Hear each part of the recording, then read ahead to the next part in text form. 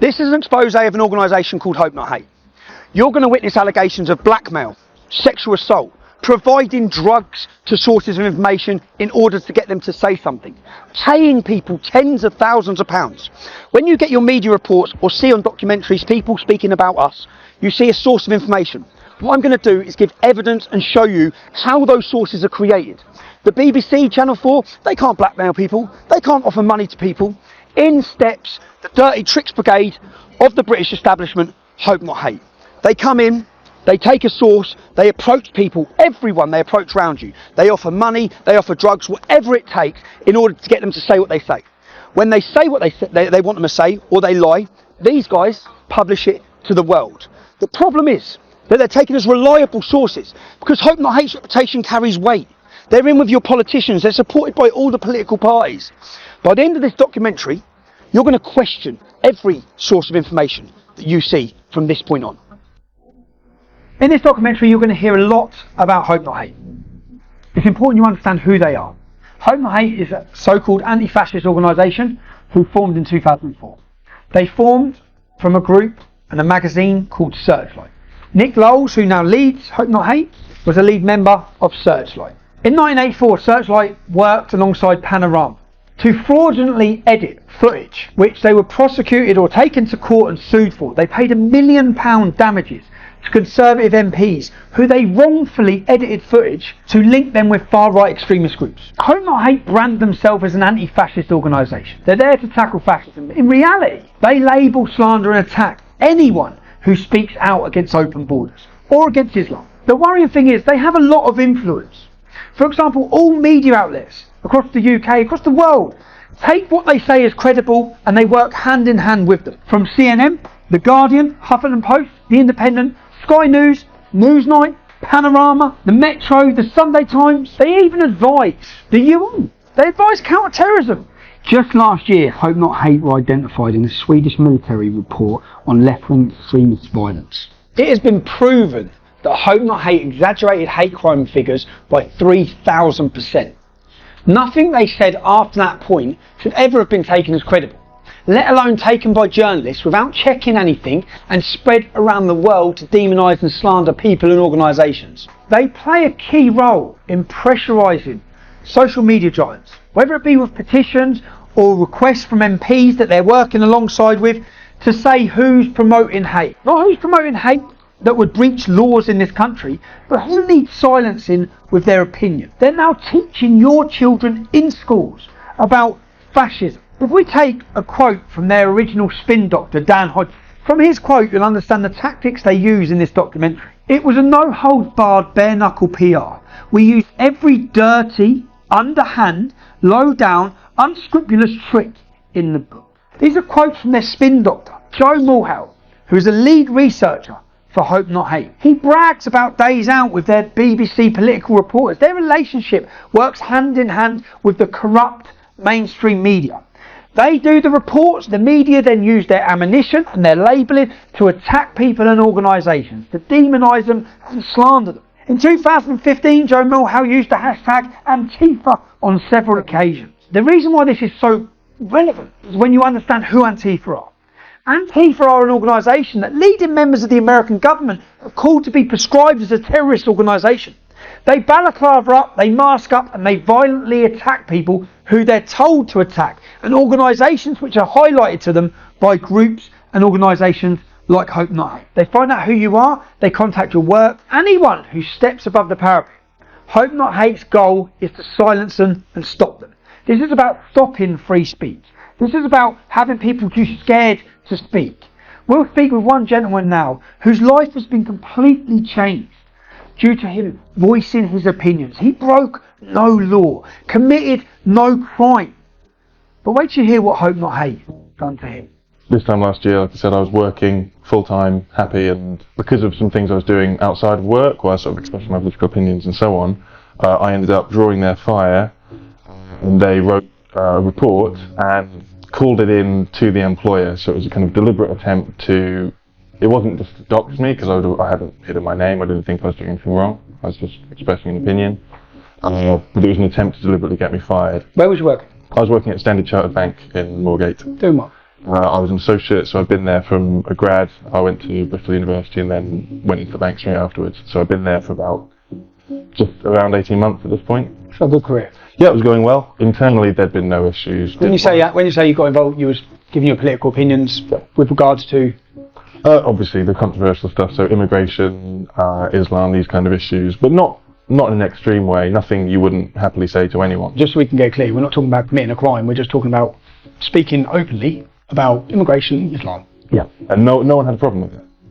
That's the whole point that kind of strikes me about it. It's not like anyone made a complaint. No, nothing's happened. So what did Hope Not Hate do? So Hope Not Hate, one of their, I can't remember which, but a team of their researchers wrote a small report. They were calling up multiple offices at the bank, and they were also focusing, because obviously we have a very big presence in the Middle East. So they were focusing on officers there to call them and just basically say, you've got this guy working for you, he's an Islamophobe, he's a racist, blah, blah, blah, all of which obviously isn't true. I remember I was just sitting at my desk and I get called in by the MD and he sort of says, have you been saying this? And I said, yeah, no, I have. I didn't see it as a problem. The same guys were going to a lot of journalists trying to flog this report as well to make a big story out of it. Eventually, in around the summer of last year, you get this article, and it's very vicious, and it's obviously largely lifted from the report that came out a few weeks earlier, using slurs, using kind of nonsense labels, calling us Nazis, all that kind of thing. Calling you Nazis with any evidence? Was there no any evidence anything you said? So it was made up with a very clear intention of making me lose my job, and it's a common tactic. And you did lose your job? Yeah, I was suspended, and then once the coverage happened, they obviously, whilst previously, like internally, the bank, I think, had kind of thought, well, maybe this is just an attack piece. Once there was coverage, obviously, it's their reputation on the line. So then, pretty much immediately, I was fired. I have worked. Just so that the public understand this, you committed no crime. Okay. You speak outside of work about immigration or Islam with no hatred, No hatred. just facts. And because of that, where are you now? How's your life changed? What do you see for your future now? Financially very difficult, of course, because it kills your income. And then there's knock-ons from that are always a pain. Okay, well thanks, and I hope I wish you luck and try and get your life sorted. Me too. Yeah, good luck. Thank you. So Hope Not Hate are the dirty tricks brigade of the British establishment. This is Nick Knowles. Nick Knowles is the main face and the head of the organisation. Matthew Collins, Joe Mulhall. First of all, we'll rewind 2 years. I've already exposed this organisation. This is Caelan Robertson. Caelan Robertson is an ex-employee of mine. They got into him. They blackmailed him. He was sexually assaulted. He was threatened. He was intimidated. He was scared. And they created him into a source of information. So they forced him to say negative things about me so the media could print them to the world. You're going to hear that story now. We were basically like the most horrendous shit possibly imagined for 3 months, constantly. Basically, why they suggest is when we left Rebel. I don't know if I told you, when we left Rebel, we were really fucking angry. And none of the media would take on we had. So Nick spoke to the Shanty on this, and she was like, oh, we went where we want. We were like, yeah, fine. And we met up twice. And we were like, oh, we can write books on Rebel Media, we can write books on how they scam people, and we were like really nice. One of the first things they started threatening us with, it only started 3 months ago, we had no contact with them 3 months ago, and we had nothing.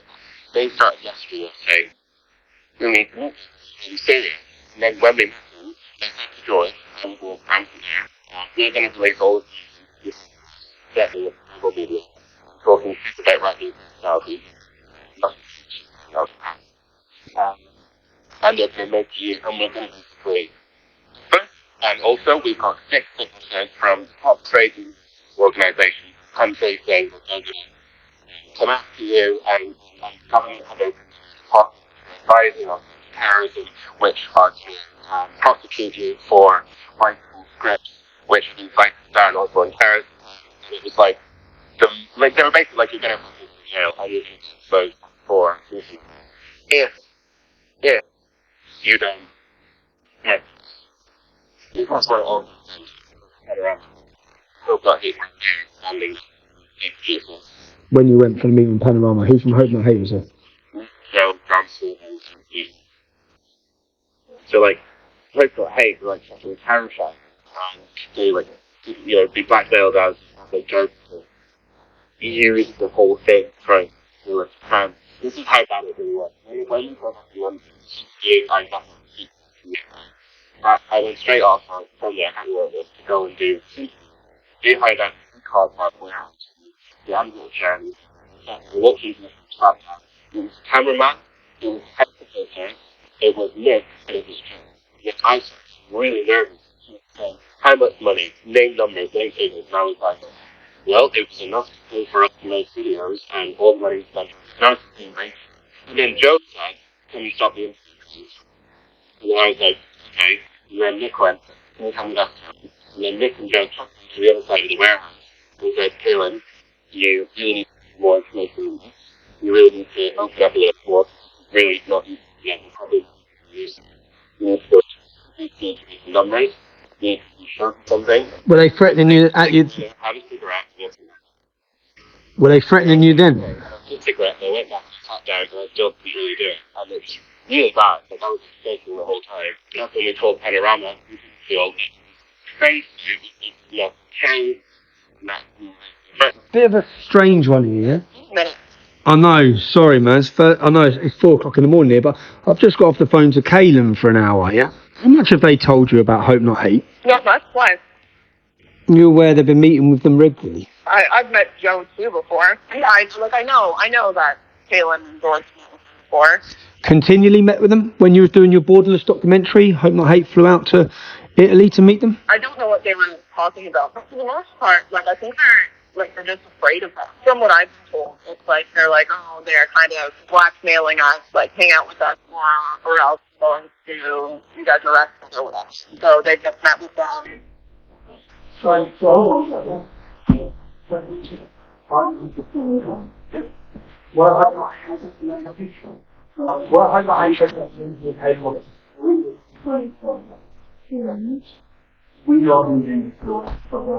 you aware of that? Are you aware of that?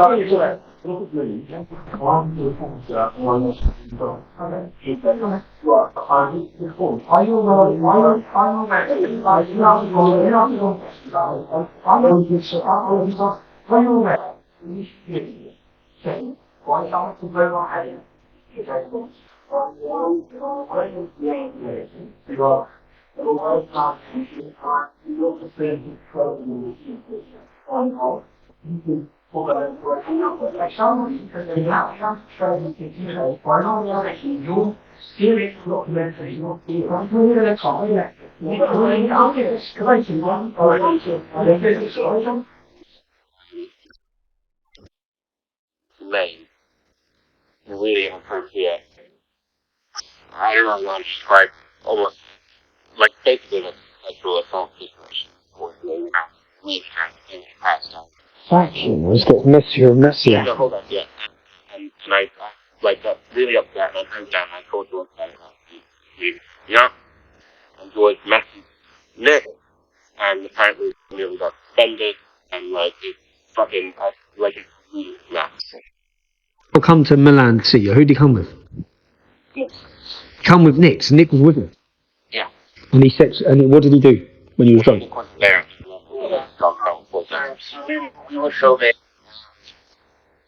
We were filming with Lauren, and they said, meantime, so we flew via Milan.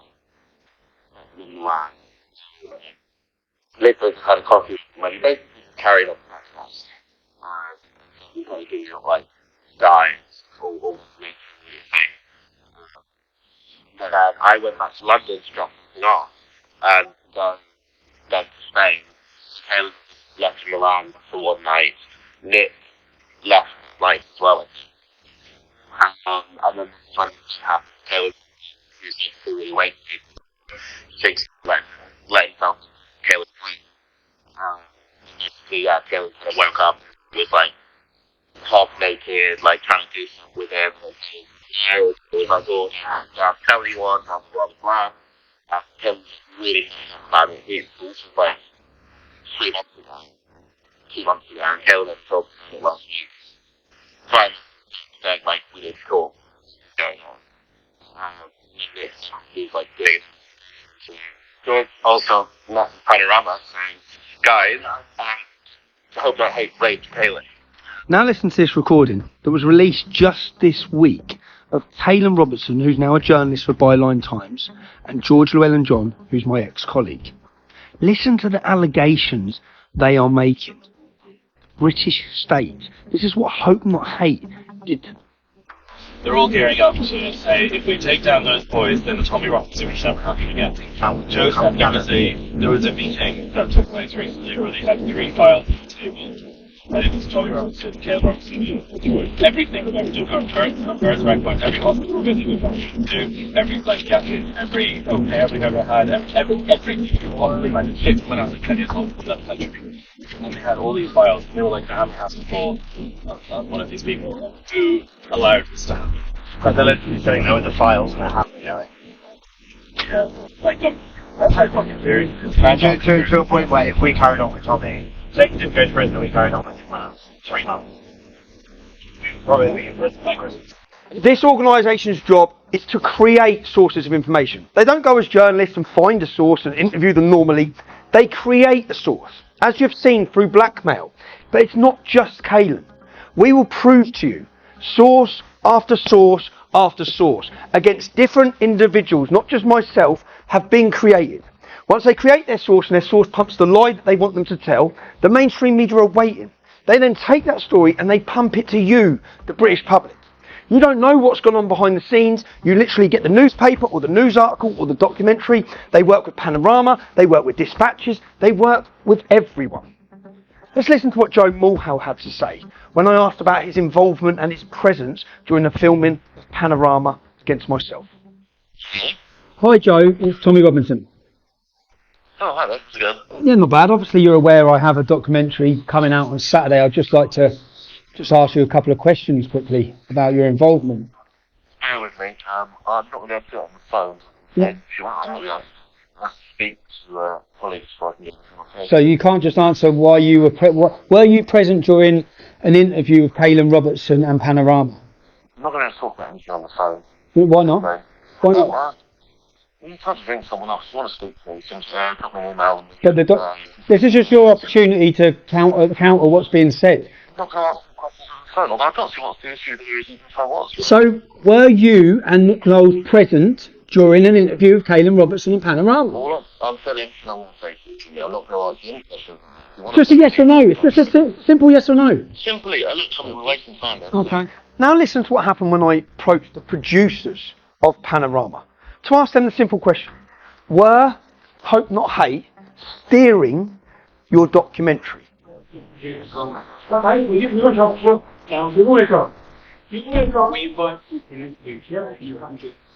what happened? I exposed you, okay? You tried to destroy my life. You have been contacting people. Why not Hope Not Hate president? Why are the leaders of a far left George Soros funded organisation? Why were they present during the interview with a person which you don't think to give bad information about? Why were they present? Tell me. How long was it? Why were Hope Not Hate present? This is an establishment attack on me, your partner. You've been exposed to the world side. This is Jim Dawson. Many, including the media, say that he is the brains behind many organisations who are labelled as far right. He's a money raiser. He does the work in the background. I was invited to a meeting with Jim in 2015. Literally hours after the meeting ended, these headlines were pumped around the world. Literally within hours of that meeting, Jim Dawson, who openly admits this, had contacted Nick Knowles. He'd give them the story, and they were pumping this story around the world. So I've been very aware since 2015 that Jim Dawson, so-called patriot from Northern Ireland, is in bed with Hope Not Hate. Okay? So when I see Jada Franson, who was Paul Golding's partner in Britain First, both of them were put in prison for their activism. They went to a paedophile's house who is now convicted and got 20 years in jail. And they questioned him, or they knocked on the door. They both got custodial sentences. Jada comes out of jail and literally straight away teams up with Jim Dawson. That was concern bells for me, because I know Jim Dawson is in bed with Hope Not Hate. Literally within 2 months of her coming out of jail, I saw a Panorama documentary in Northern Ireland with Jada Franson on it. Listen to what she says. We've spoken to a number of ex-members of Britain First. They also said there were times when they would go out and Paul would lock you in the house until they came back. Is that true? Yeah.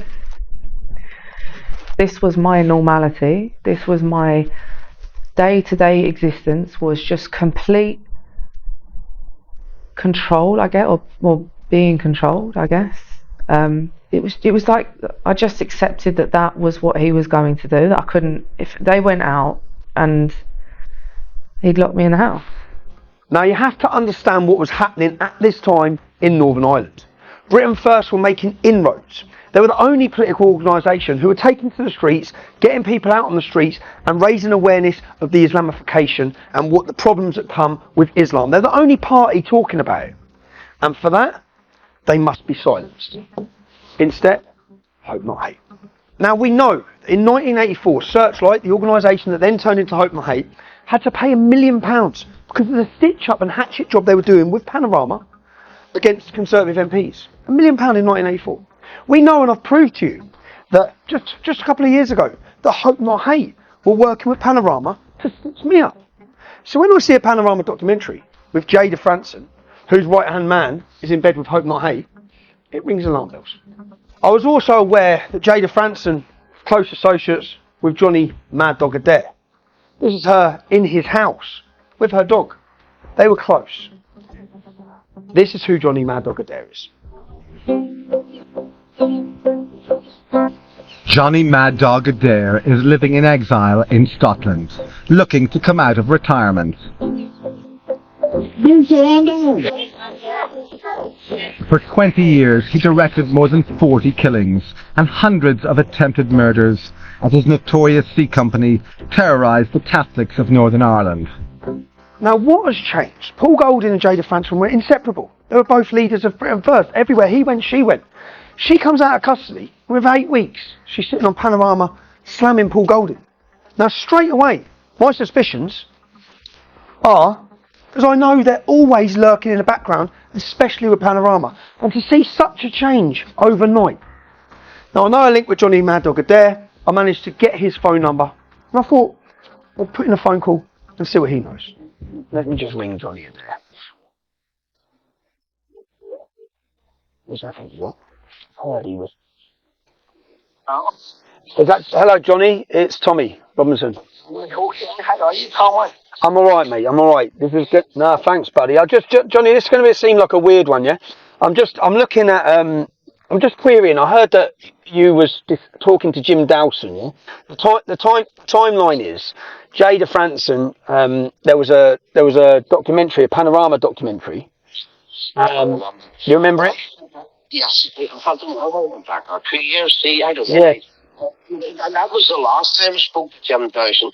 And to be honest, it was more sympathetically from my point of view, because Jada and Paul had their differences. But I mean, I respect for both of them. I think both of them done a good job. But their fallout was their fallout, and was none of my business. But I felt she's living back over in Northern Ireland, and I felt like the chips was down for her, and she hadn't TD, and life was bad. And when I spoke to Dawson, I remember saying, look, I would want to give her a couple of pounds as a Tunisia. And he said, no, she's already, she got £20,000 and I put in the bank. And that was the time of it. Panorama. So you rang up to offer some money or to offer. I'm not sure whether he rang me or I rang him. Okay. One of the two, but the conversation was my intentions. It would have been me probably ringing him. My intentions was to give her a donation to try and help her because I didn't feel sorry for her. Now, I hadn't seen or spoken to her in some time, but I was reading and hearing stories that she was in hard times. But then I heard that she was with Dawson and them two were obviously working together. So when I contacted him, I said, look, listen, I'm hearing all these stories about Jada. I said, I'll need to give her a few quid. Like, nation, and he turned around and he said, no, she's already, she's got £20,000. She's got £20,000, and the timing of this was just prior to the Panorama. I was around about that time, yep. And I didn't question that. I was happy once he says the £20,000. I mean, well, that's in itself. You said, well, that's good. So I didn't pursue the conversation. No, I'm not a position. Okay. But that was my intentions, and that's what he told me. Okay, cool. No, because it's just I know Jim Dawson works with Hope Not Hate. I knew that 7 years ago. So we just Well, what time wasn't it? anyone that give him money. Yeah. So I'm just doing an investigation, and everywhere I'm looking, Hope Not Hate are there, involved with Panorama, involved with politicians, and there's money. In fact, £20,000 that you say is the same figure that I've got covert recordings was offered to another gentleman to lie. That's what he told me. He told you.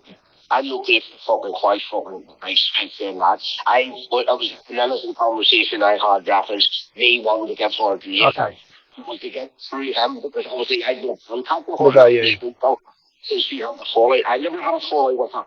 No. I'm really sorry, me and hard me. Well, so did I, buddy. So did I, because I thought Jade done some great. Until I knew she was with Dawson, and then I knew that's Hope Not Hate. I knew it. So there you have it. Out of jail, down on her luck, receives £20,000. Not according to me, according to her friend Johnny Adair. Receives £20,000, and then is on Panorama documentary slamming Paul Golding. Let's have a look who else took part in that same Panorama documentary. It's a well-oiled machine. This was my day-to-day existence, was just complete. That's why most people now advertise through social media and not in the newspapers. Britain First is Paul Golding, and Paul Golding will flog and sell. So who's been interviewed? Jim Dawson, Matthew Collins of Hope Not Hate, and their new created source of information who has received tens of £1,000s, who's always lurking in the background, creating these sources, Hope Not Hate. What do you get, the British public, sitting at home? You get a Panorama documentary which makes these allegations from a female about Paul Golding. You don't get who they are, how they operate, and the fact that tens of thousands of pounds have been handed over. These tactics are used against anyone who speaks up against open border immigration. They've been used against me for years. Present moment, we're looking at Paul Golding's Britain First. They're making inroads into Northern Ireland, and for that, the agents of the state, Hope Not Hate, they must step in and they must be silenced. Whilst we're looking at Hope Not Hate and Paul Golding and Britain First, I'm going to stay on Britain First. Let me introduce you to Andrew Edge. Andrew Edge was the main security person for Paul Golding. They were together everywhere for years. Everywhere Paul went, Andrew Edge went. Now we've seen what's changed Jada Franson from years of loyalty to overnight, total 360 change with outlandish allegations. Let's just listen to this covertly recorded conversation with Andrew Edge. What? Well, who wants to go out on me? You know what I mean? No. I got folks and that immigrant I've been here till the end of me. This is an operation. Hope Not Hate approach everyone around you, everyone close to you, anyone you have a falling out with, they approach. It's a machine. It's how they create their sources of information against people. I know this better than most. One of the people Hope Not Hate approached close to me was my mum's brother. He come to see me. He said, I can't be painting walls. He's a painter and decorator. I can't be painting walls for the rest of my life. I'm getting old. Basically telling me that he's going to work with them. Yeah? He come to me for his permission. We haven't spoke since. But I know who they approach, how they approach, and how they get in with them. Yeah? How they work their way in. Now you're going to listen to a conversation. Paul Golding, as soon as he found out Andrew Edge, his right-hand security, had been talking, liaising or meeting with Hope Not Hate, he expelled him straight away. You're now going to hear a conversation between Paul Golding and Andrew Edge, where you hear the details of what Hope Not Hate were planning on doing to Paul Golding. Now, do you remember? So they've said to you they haven't got no evidence, but they want you to stand up in court. Dirty cunts. Is that what they've said? Yeah. Yeah. You got anything to do with Jada? Something Jada's possibly just demanding to you. She's demanding too much. Again? She's demanding too much. Yeah, sure, that's too much. The thing is, there's fuck all there's fuck all they can get me on anyway, the cheeky fucks. So I'm willing to know what processes in that. What, and they want you to set me up? Yeah, come on. Another time, it's 30 wrong there. So there you have it. Andrew Edge, £20,000 offered to him by Hope Not Hate.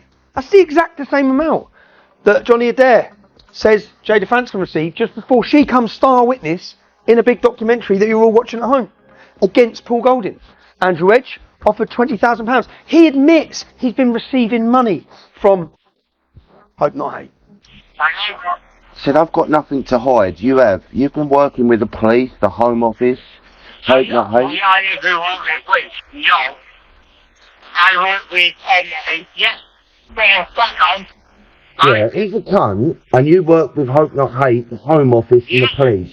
Yeah, they give me fairly quick today, boy. That's nice. This is Hope Not Hate's job as agents of the state. They step in where the BBC, the Daily Mail can't. Okay? The BBC can't pay you for news. They cannot pay people to take part in any documentaries. They cannot pay you for interviews. The reason being, once you pay someone money, they will say whatever you want them to say. They're no longer a reliable source. Since Andrew Edge, as we hear, began getting paid by Hope Not Hate, they created a source of information. He then makes allegations against Paul Golding, having hundreds of thousands of pounds or receiving lots of money and having it in Russia. He hasn't just made allegations against Paul Golding. He's made allegations against me. News stories have been pumped about me from their new source of information, Andrew Edge. So they come in, they create sources say what they want them to say. You don't know any of this. You're just getting a source says. Little do you know that source is blackmailed, threatened, or being paid. Now, while we're on, I could do this about every organisation, every activist, every political activist that's come under attack by these guys. But whilst we're on Paul Golding and Britain First, I'm going to stay there. Let's have a look at Tom Foley. I've never met Tom Foley. I had no idea who he was until I started my investigation into their corruption. Tom Foley was a homeless veteran living on the streets. He was taken off the streets by Paul Golding, brought into his home, and just listen to what Tom Foley, not me, listen to what comes out of the horse's mouth in his views on Paul Golding and his family. I have gone from speaking said, I mean Paul Golding. Listen to me, Jamie, you're listening to me. Yeah, I'm listening to you. I love you all. Yeah. I love you, I love your mum, I love your missus, I love Paul. Tell you what, I love Paul for what he's done, what he's doing. Fucking angel. You, Holly, and your mother, hello, Andy, and all of you. You're fucking angels. No. No, you fucking angels. How the fuck would I have got through what I've been through without you? You've heard his opinion on Paul Golding. The man was welcomed into the organisation and travelled everywhere with them. Now, what is it that changes that opinion to this? I was outside Lincoln City for 2 weeks, and I was halfway down A1, so you never picked me off the street. You barged in on a protest, what I was protesting. Me, on my own. Not you. And then you changed it all about you, and you balls all that up. Well, you didn't balls it up, you did it on purpose, because you were robbing me. You kept me there. Instead of going in like I was meant to, you kept me there so you could earn this. You're telling people that you give me 1,500 quid to disappear. No, mate. You've got 15 grand of mine in a bank account, Paul. 15,000 quid. You got 16.5 grand for me. You owe me 15 grand. Yeah. Don't be telling people you sent me on my way with 1,500 quid. What is it that changes it? Now, let's look first person to share Tom Foley's negative comments on Paul Golding. It's Matthew Collins from Hope Not Hate. Now, what's changed? What's happened? Well, it's very similar to what's happened here, here, here, and now here. Let's listen to a conversation from Tom Foley. Have you met Hope Not Hate by any chance? Have you met? You've met Hope Not Hate? Yeah. So you've met Hope Not Hate? Yeah. Did they reach out to you, or did you reach out to them? Yeah, they reached out to me, come and stuff at my house. I went to their house for one night. Got me stoned. Of course, yeah. Peddled you with... Paid for my train, paid for my train to get away, and come away. So there you have it. You heard it. They bought drugs for Tom Foley. Tom Foley was homeless because he suffered from mental health and addiction issues. When you get someone like Tom Foley, which is what Hope Not Hate have done, they've contacted him, they've paid his travel, they've put him up, they've give him drugs, they've give him money. Now when you give an addict drugs and money, they'll say whatever you want them to say, and waiting ready to pump it to the world. Them and the media. This is simply proving to you how Hope Not Hate operate. This, I'm presenting it. This isn't my opinion. I'm giving you evidence. These are covert recordings of not 1, not 2, not 3, 4, and will continue to people who are admitting this is how they operate, whether it be drugs, blackmail, sexual assault, tens of thousands of pounds. They create the source of information that the mainstream media are sat working hand in hand with them. They're working together and they're ready to pump it to you, to lie to you, to create negative views of certain people. In my discussions with Paul Golding during my investigation, he was under the opinion that something had to be done. Their actions are criminal. Paying tens of thousands of pounds and asking someone to lie in court is a criminal offence. Giving drugs to people to get them high in order to get them into position and give them money as well, to get them to say certain things about people, is a criminal offence. Paul told me to meet up with him because he was going to do something about it. I went to meet him to see what was happening. So, Paul, tell me what we're doing here. We're outside Bexley Police Station, South East London. I've got a pre-arranged interview, an appointment with someone from CID. They've told me to come down about 7:30, which is Quran time. I'm handing in a witness statement and I've got a USB stick here which contains multiple clips of 2 phone conversations which implicate Hope Not Hate in criminal offences, specifically Matthew Collins and Nick Lowles. And these offences range from conspiracy to commit perjury, perverting the course of justice, and the supply of basically Class B drugs or something like that. So I'm going to speak to them and hopefully they'll launch a criminal investigation against Hope Not Hate. They said they found an officer, so I'm going to go. I think I'll check in here, double check this, yeah? Do you think Nick Lowles will be waiting that hour and a half for an appointment? No. Probably not. Let's go pick him up. Let's go pick him up from his house and bring him in. Yeah. And send a chauffeur. No. Mental, innit? We expect this though, double standards.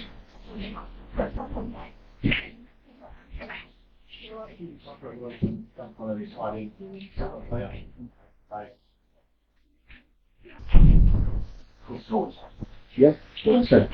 So, in a nutshell, that was in there quite a long time, wasn't it? Yeah, it was. So we went through my statement. We went through all of the audio clips. They said they're going to go and investigate the whole thing. They said they're going to speak to Andy Edge. They said they're going to speak to Tom Foley. They said they're going to speak to Judge Franklin. They all seem to be implicated in this.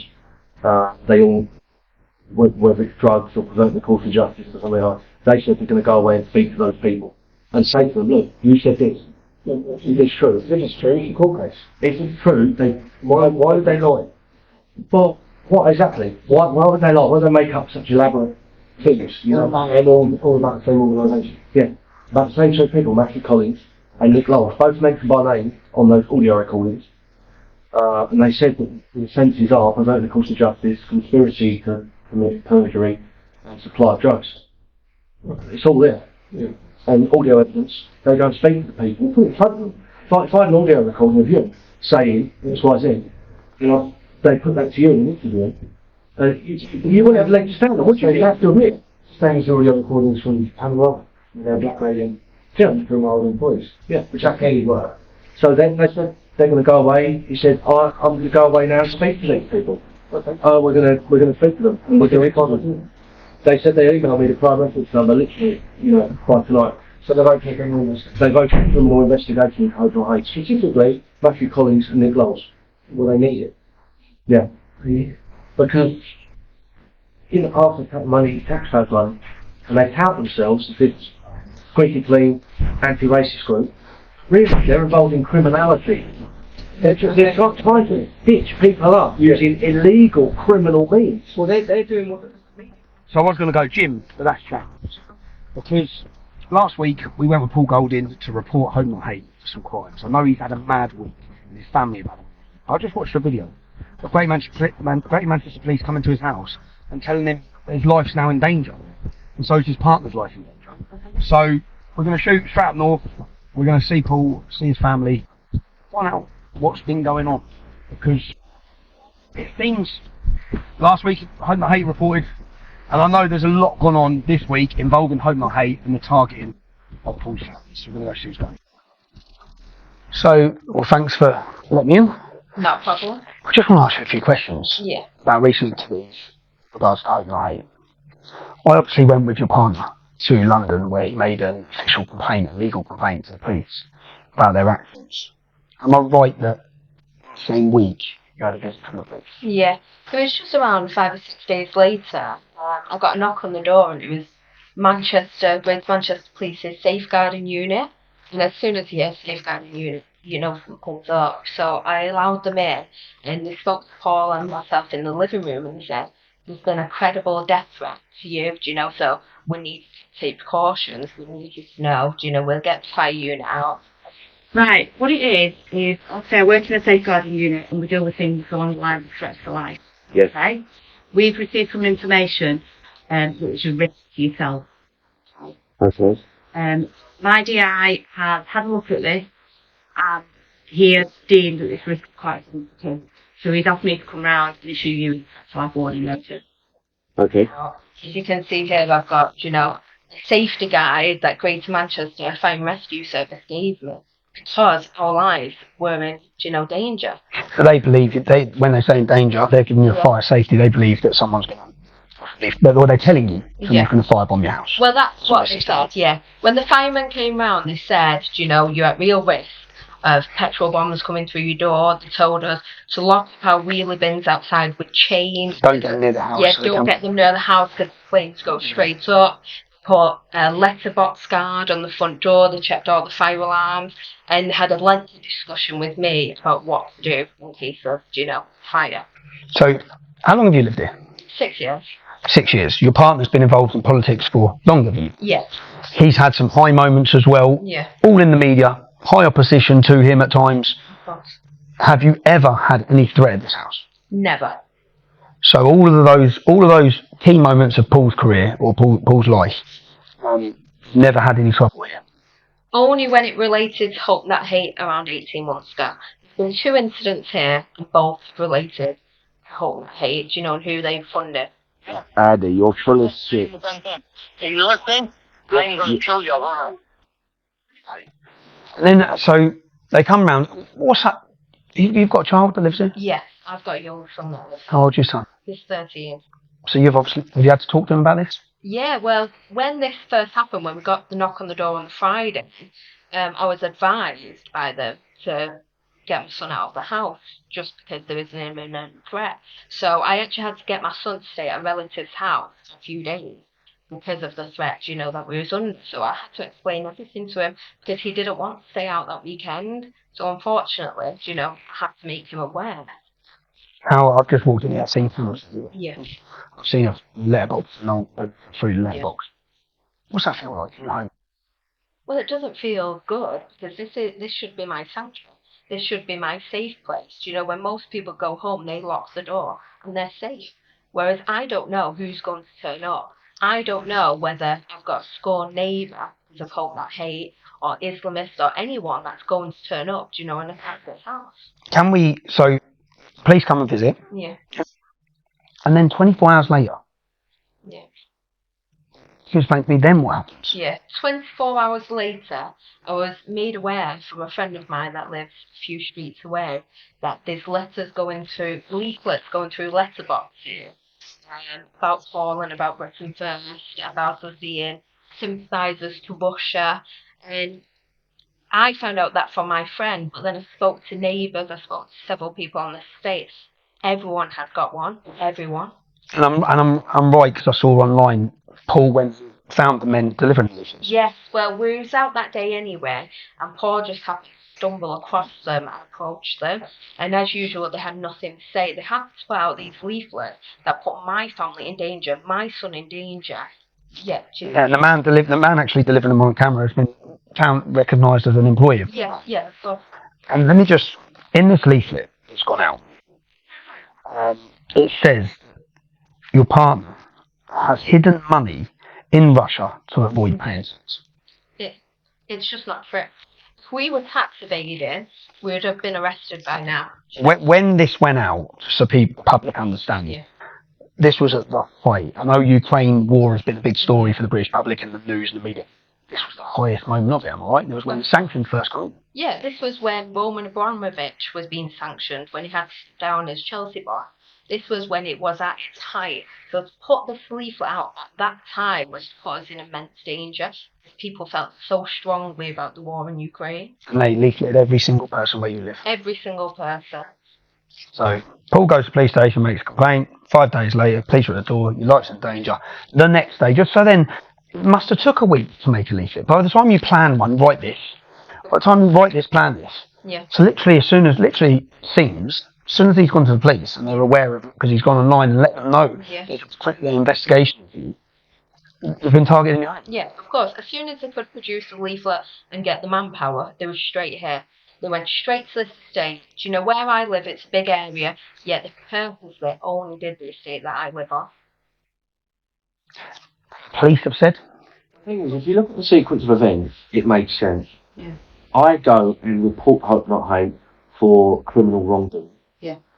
Literally a week later, they're in my vicinity, in my neighbourhood, delivering leaflets saying that I'm a tax cheat and that I'm Putin's seed in the middle of the Ukraine war.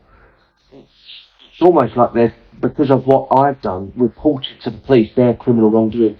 It's almost like I'm being bullied and targeted. And it's all very much the whole nature of it. It's just so wrong. And that's the whole definition kind of most communication. The fact that it's untruthful, it doesn't matter. It's the fact that it's generating the stuff. Do you know, because feminists can agree with us, well, you're right, but you don't try and put people in harm's way. Yeah, you know, there's an expectation that you're never going to have everybody agree with you. Yeah. Everything, that's why we get that as people. Yeah. Anyway, don't think there's a line, isn't there? There's way over that.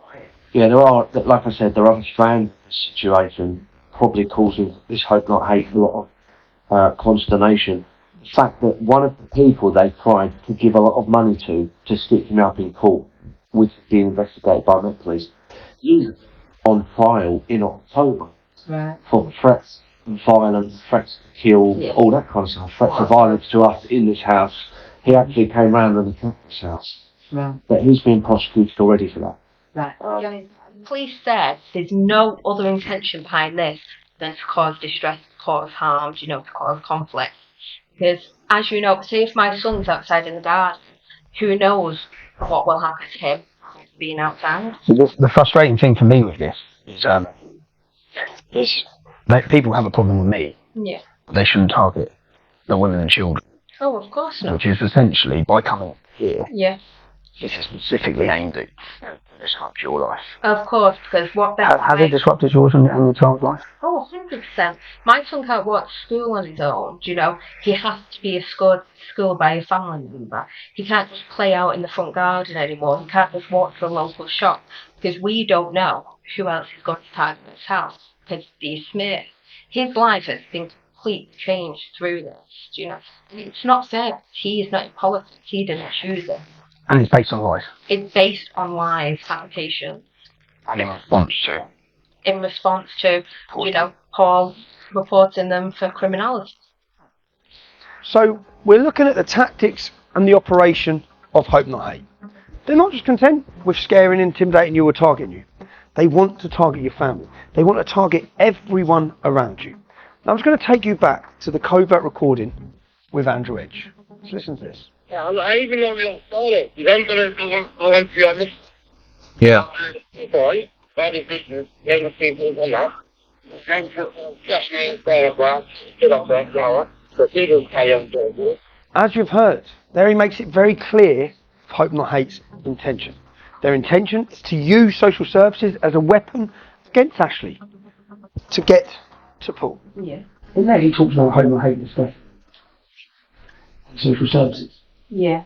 This was about 18 months ago. Before we actually heard this recording, few days before, I got a phone call from social services asking to come around and do an interview because they had had a report that I was radicalising my son. And then I thought, oh, I don't know who this is, do you know, that's made this report, but okay, I'll go ahead with it. And then a few days later, we come across this recording of Andrew Edge saying hope, not hate, using social services to target my child, and that's why I was investigated. The recording was true? Yeah, the recording was true because no one else knew that apart from myself and Paul, that I had had that call from social services a few days before. No one knew. What did social services say? Well, social services came around, they did an interview, they spoke with my son, his school, family members, everything. They concluded that it was a malicious report. There's no evidence whatsoever to back up what the claim has been. And they said going forward, they'd put a note on their system to expect it and not to always, do a thorough investigation unless it's proof. We could see that this family was being targeted for the wrong reasons. So hope not hate again, social services. Yeah. Of course, because obviously my life is my son, so that's who they targeted, because obviously then I'd have that fear, that they might take my son, so then I'd put pressure on Paul, to stop what he's doing, because I can't lose my child. Thankfully, social services, that they actually saw what was happening and said, no, this is wrong, He's sort of on that. Yeah. It's very things they want. It's disgusting, it's the lowest of the low. Who would go after children, if you disagree with someone? Okay. Alright, well, thank you. Thanks for your time. Not a problem, thank you. The targeting of Ashley in her home is nothing new. This is a pattern of abuse. They target women, they target children. They intimidate them in the one place they should feel safe, at home. Whilst we're looking at this, I want to tell you the story of Sharon Claff. Sharon Claff was a Jewish activist. She spoke out a couple of times about the building of a mega mosque, I believe, in London. And for that, she has to be silenced. The point I want to make to you is, this isn't about just targeting Tommy Robinson or targeting Paul Golden. It's about targeting anyone who goes against the status quo that the establishment or the state needs silencing. They wrongfully lied and said Sharon Claff was this is a grandmother, an old age lady. They wrongfully lied and said that she was part of a far-right organisation who took part in rushing a bookshop or something like that. Sharon Claff wasn't there. She never took part in anything. Yeah? She could prove that. Now, when she took them to court, Sharon Claff was in a position, many of us aren't in a position to spend hundreds of thousands of pounds to take these organisations to court. Sharon Claff was. She used William Bennett QC, one of the best QCs in the country. Hope Not Hate accepted their guilt, because that's what it was. They admitted that they lied and they apologised. And I believe they paid £50,000. Let's have a look at the mainstream media and their reporting on this apology and this win for Sharon Claff against this organisation. As you can see, there's no mainstream media reporting at all on the fact that Nick Lowell's organisation lied, endangered the safety of a lady who had a cross on her by Hope Not Hate. She was violently beaten in the street after wrongfully being accused of part of a far-right organisation. Not one mainstream media run it. The only media run it, the Jewish Chronicle. So proven to you, Hope Not Hate lie. You wouldn't have heard it in media, of course, because it doesn't make the media. They lie about old women and get them violently attacked. Not just content with targeting me, targeting my wife, targeting my children's home. They also target my mother's. My mother's been severely ill, and my father, 74 years old. Yet they doxed their address, which resulted in their house being violently attacked and bricks thrown through the window in the middle of the night. It's half-one. That's my mum's fucking witness.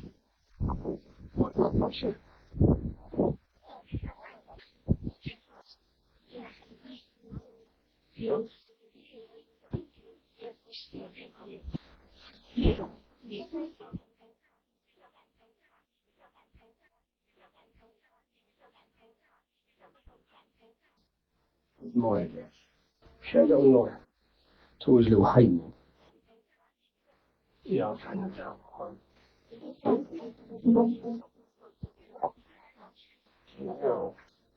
They meant to have a mark on their address sheet. They meant to have a mark on their address because 24 hours ago, these bastards, my ex-wife and my son, police were there helping. Mark on the address and I just waited. There's no police here yet. And then it rang the police instantly. And my fucking 4-year-old dad. I couldn't woke and shit himself in his bed. Someone slapped him through his room. She said, she told me today that I've got to watch some of my dad's. Then they've literally put it on while we've been driving, yeah? Oh no, she said, so my ex-partner she must have spoken to the police about what's gone on and she's rang them to say This? I'm sorry you had to leave your family home at half the funeral. Yeah. This morning it featured on a management meeting before the job came up. And they're trying to apply the right amount of risk to it. Does that make sense? Yes. Yeah. The hate coming from this organisation continues and continues. It then resulted in men turning up looking for me at my mother's house. The neighbours spotted them outside videoing the property. Then I find out the same day that they were outside my mother's house, 4 Muslim men, had turned up at another property which had a young 12-year-old girl in. They turned up there looking for me. Why did they turn up at this house? Because Hope Not Hate had put this picture online alleging that it's my property. They're telling the public I own this house. I don't own this house. I don't know the person that lived in this house. I do now, but I don't know the person that lived in this house. That this house is located near to my mother's house. When they put this article online with a picture of the house, they literally directed people. It's a hard house to find. They directed people. It's next door to this old people's home. They literally directed people so they could find it. And find it they did. Men turned up looking for me at this property, screaming and shouting multiple times. I'd heard men had been there. I went and approached the lady at the property to find out what's going on.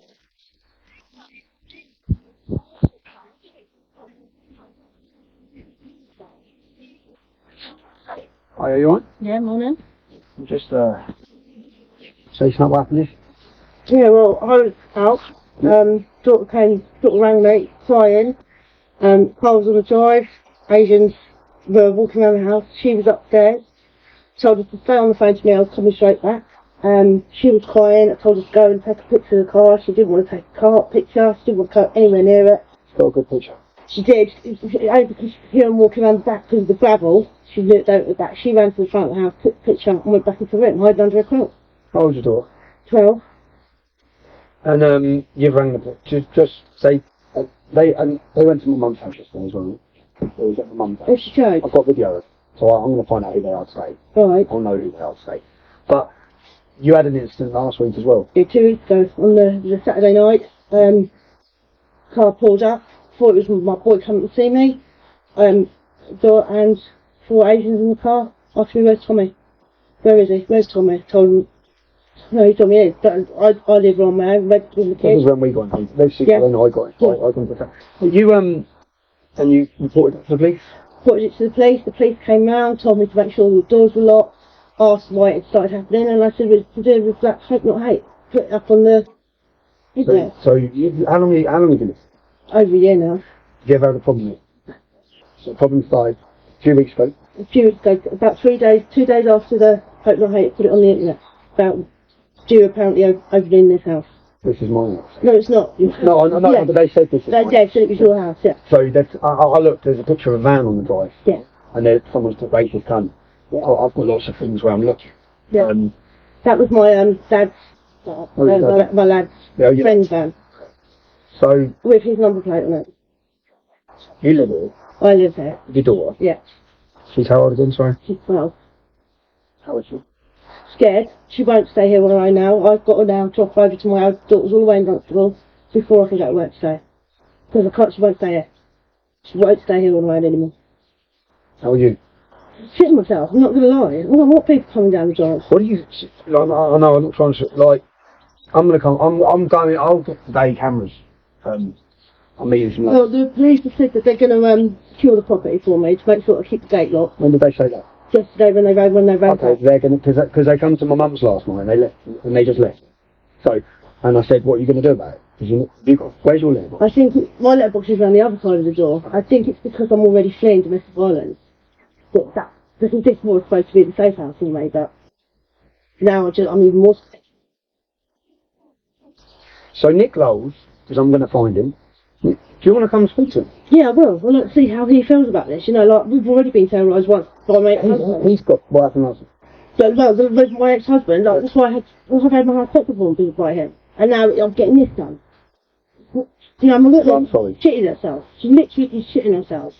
I find out that the lady in this house is a vulnerable victim. She's actually hiding. She's an ex-battered wife whose ex-partner had petrol bombed her previous property. I then find out that her relative had contacted Nick Lowes the very next day after the picture was put online, when she became fearful. Contacted Nick Lowes to tell him it wasn't my house. Did he right his wrong? Did he delete the picture? Did he apologise? No, he didn't. Because she's collateral damage.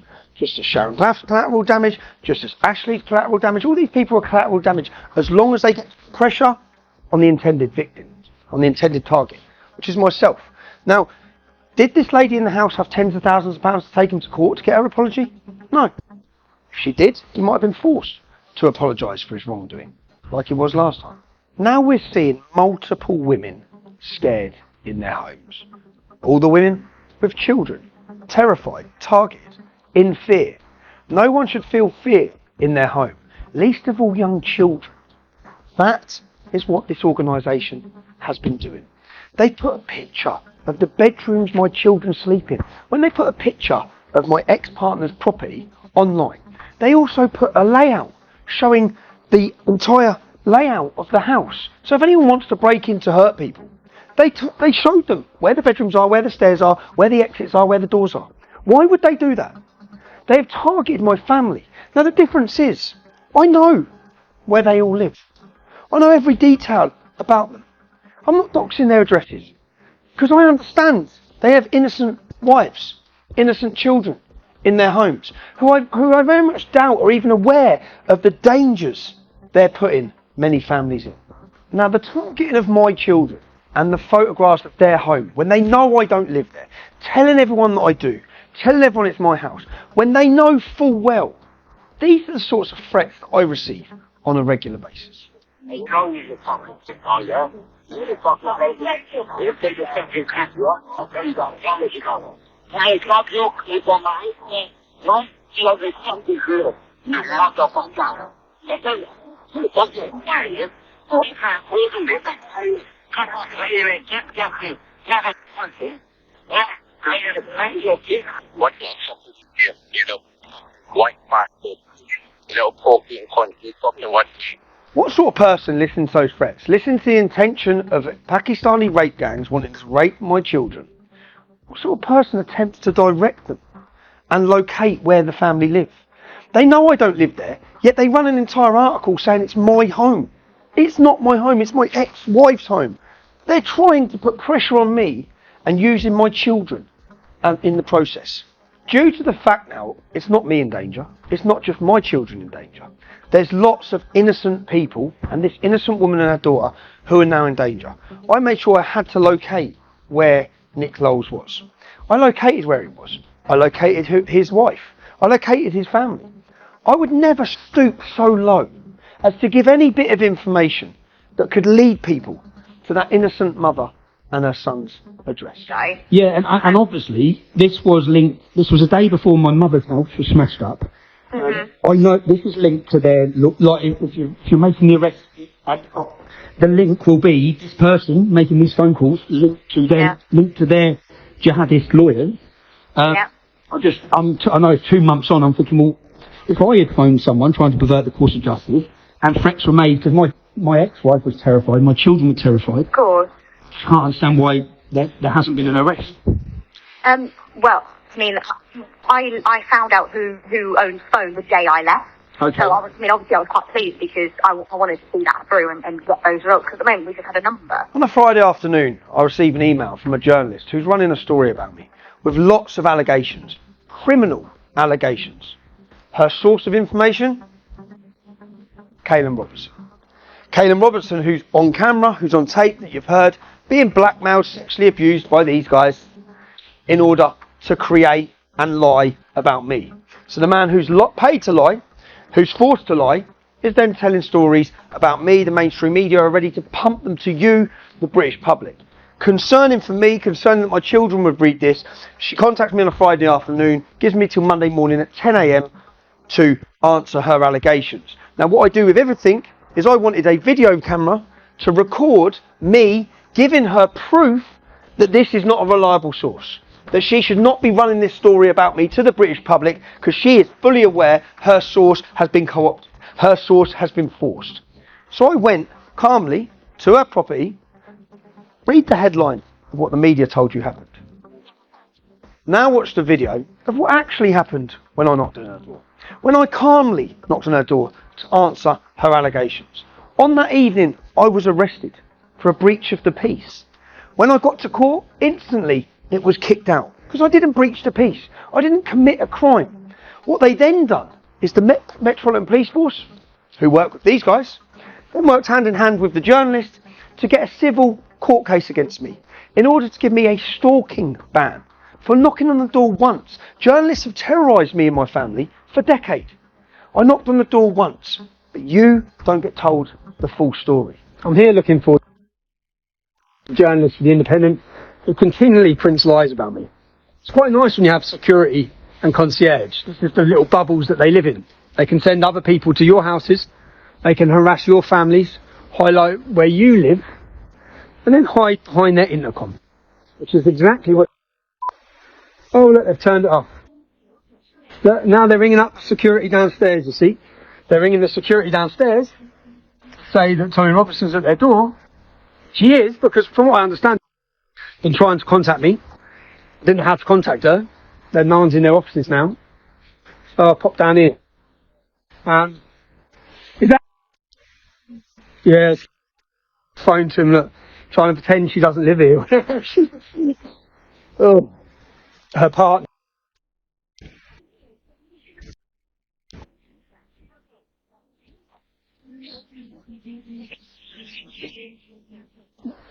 Come on.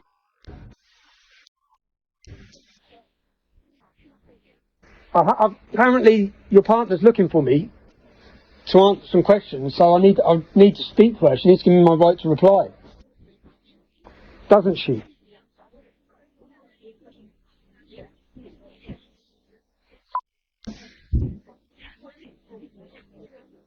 You can't go and print more lies about me without giving me a right to reply.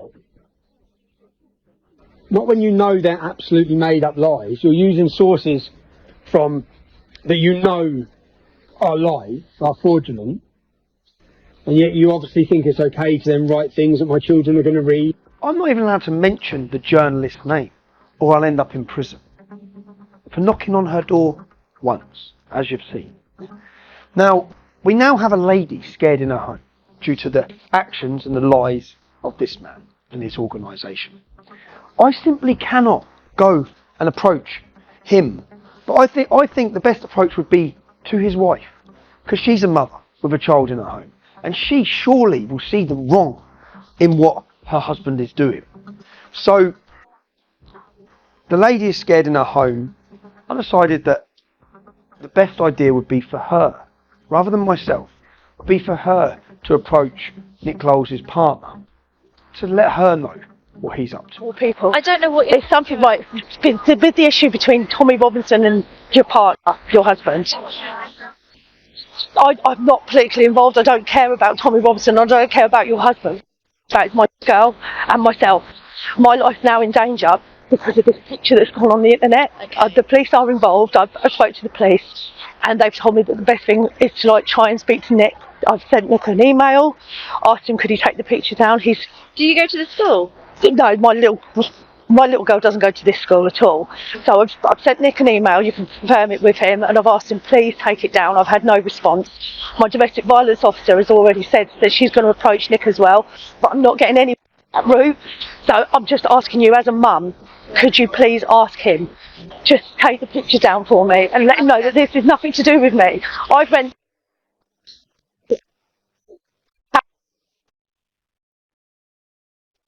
What I'm doing, I'm just here saying, look. And I'd prefer you if you know, yeah. And I didn't want to approach you when you had your children with you because, like, as a mum, I don't think that's fair either. No. But just as a mum, Have you come from Bedford? Yes. Yeah. I've Joe so that I can speak to you myself. What's your surname? Yeah. If I give you that, then I get into trouble. Okay, fine. All right. That's all I'm saying. You know, I don't want Nick coming at me. Leave it here. Leave it with me. Thank you so much. Thank you. Yeah. Thank you. Yeah. I do appreciate it, honestly. Okay. Can you give me a screenshot of the picture? Yes, I will do. Yeah. Can you just show me so I can... Right, I've left my phone in my car. You wait here. I'll go and get my phone. You don't have to do it too much in front of Yeah, that's what I'm thinking. Yeah. If you go on his Hope Not Hate website and it says Tommy Robbins extra houses, and it's a full-on picture of my house in Silsoe, he's given the complete description of where my house. Yeah. Okay, right. Leave it with me. And he's given complete. I've had to have cameras secured around my house now because I've had 4 Asians turn up at my car screaming, "Where's Tommy?" banging on my doors. So my little girl is terrified. Okay. I'm terrified. Leave it with me. Okay. Leave it with me. I'm so sorry to have to do this to you. No, don't. I don't. It's just so hard. You know, I'm already fleeing domestic violence. So you... Now that was Nick Lowell's wife. I'm not going to show who she is. We have images of her, recordings of her. I'm not going to show who she is or where she lives. I don't want her to feel fear in her home. That's the total opposite to what these guys are doing to us. They actively seek and target our families. They hope and they try and direct violence towards us. They try to dox our addresses, say we live in houses we don't because our family live in those houses. They are actively targeting our children, our partners, our mothers, our families. I'm not going to do that to his wife. Luckily, his wife seemed like a very nice lady and she saw the total wrong in what her partner was doing. Because within just hours of the lady who he falsely accused was my home approaching his wife, this happened. Hello, Claire. Yes, no. They have deleted pictures of girls. Wow. So that worked then? Yeah, they got it. It was the best, because you see, if I'd have turned up at their house, it would have gone a totally different way. Oh, that's actually very bad. Yeah, so, you happy? Brilliant. Well, that's good, mate. I hope now, I'm going to try and search in there and see if there's anyone else that archived it and saved pictures or the location. The main point of call is obviously from them and they've erased it, so. Fantastic. Well, that's what we got. Excellent, honey. Cool. Alright. Yeah. Alright. See you later. Okay, bye-bye. Bye. Timing is important and you have to understand what's happened in a 1 week period. Men have turned up looking for me. I'm receiving phone call after phone call, death threats every day. Yeah? They've turned up at another lady's house, which you've heard, 4 of them looking for me again. I receive a threat, which has all been made online, so these guys have watched all of this. My family receive threats that people are going to kidnap and rape my daughters, they're going to drug them from school. What does this organisation do? That week, after hearing all of that, they give my address. Someone is hired to visit the family home where my ex-wife and children are in alone, 11 p.m. to shine a torch through their door. That's what they do that week. Listen to this.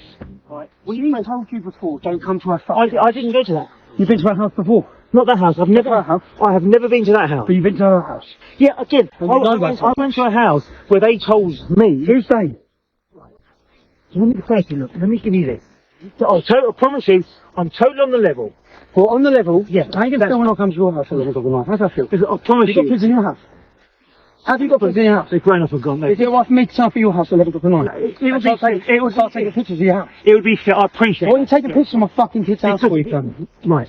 What they told me, yeah, the instruction was, that's me. Mendes Legal Service. I'm a process serving company. Fallowfield Stevens. Yeah. That's the office.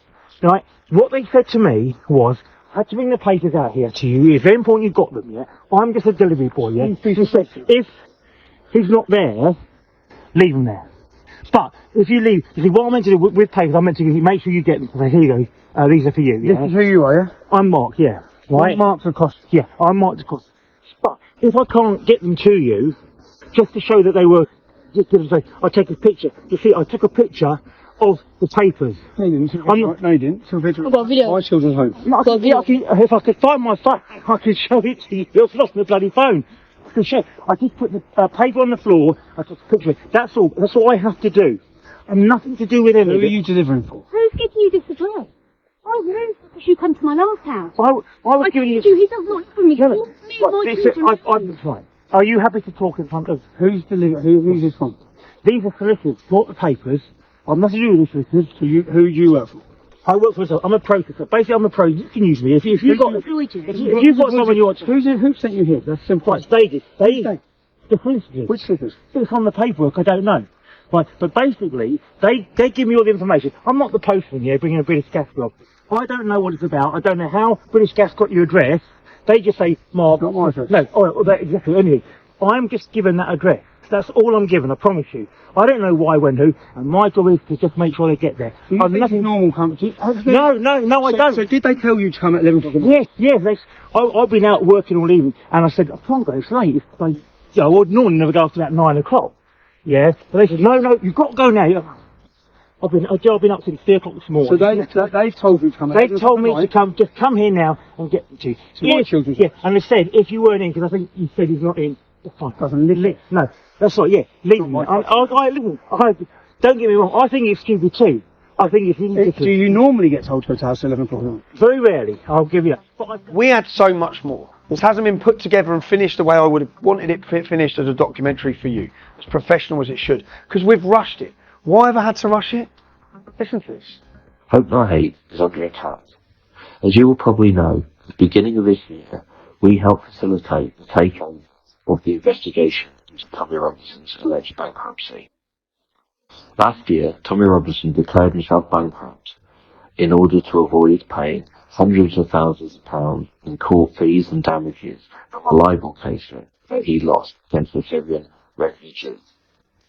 As a consequence of our investigation, and as a consequence of our repeated exposés of his assets, he and his associates have gone on the attack against us. They've been watching our houses. They've been confronting us and family members out in the streets. They've gone to the police with all sorts of stupid and useless stories against us. They've done all this in order to intimidate us, to harass us, and ultimately to silence us. But we will not be silenced. We will not be bullied, and we will not back down. We are asking you to support the crowdfunding so we have the tools and the assets to fight back. We need to increase security in our houses. We need to employ lawyers to take on Tommy Robinson, Paul Golding and their lives. And we need more money to carry on our investigations. We are all in on this now. We will not back down, and we will expose their wrongdoing. Please support us, and please support us in stopping them bullying and harassing us. In his appeal for security, he's raised over £50,000. He's under attack. He's under attack. Look at what you've seen. Look at the targeting of families in their homes. He's under attack here.